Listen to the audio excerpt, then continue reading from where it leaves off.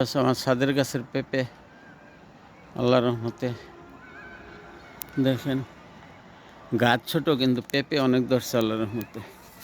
এই পেঁপেটা একটু এটার আগেরটা পাকছিল, নিয়ে খেয়ে ফেলছি, অনেক মিষ্টি।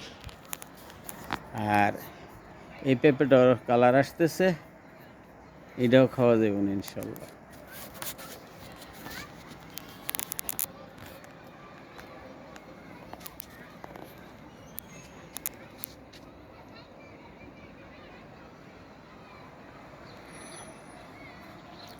সব কিছু আল্লাহ সুবহানাহু ওয়া তাআলার উপরে নির্ভর। আল্লাহ যখন যে রিজিক রাখছে, সবই তো আমাদের জন্য, সব মানুষের জন্য আল্লাহ পাক সব কিছু দিতেছেন। আল্লাহ আল্লাহ সুবহানাল্লাহ।